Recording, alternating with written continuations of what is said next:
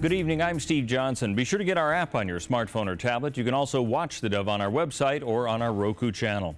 Well, from the Dove newsroom at this hour, the investigation into multiple shootings in San Bernardino continues. Up to 3 gunmen fired shots in the Inland Regional Center in San Bernardino, a facility that serves in part individuals with developmental disabilities in Riverside and San Bernardino counties. Triage units were set up in the area, with some being wheeled away on gurneys, while others filed out of the building with their hands up.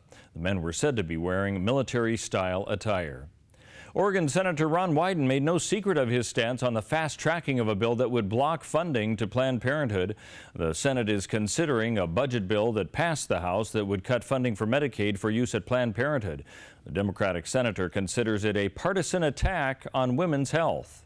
My view is to take away health care choices from American women that have nothing to do with abortion, particularly after the horrific acts last week in Colorado, is just an act of legislative malpractice that is beneath the United States Senate. Now, Wyden joined Washington Senator Patty Murray in introducing an amendment that would allow funding for Planned Parenthood.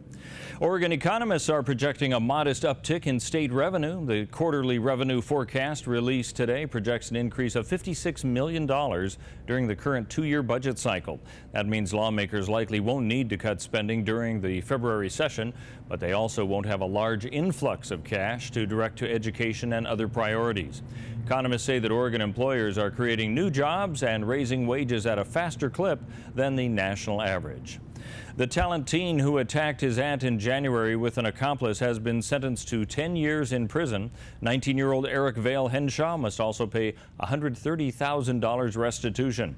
On January 3rd, Henshaw and Lawrence Cook Prosser came to the victim's home saying they needed to borrow lubricant for a car. Well, Henshaw apparently hit his aunt, and Cook Prosser stabbed the woman multiple times. The victim nearly died and suffered nerve damage and has multiple scars from the incident.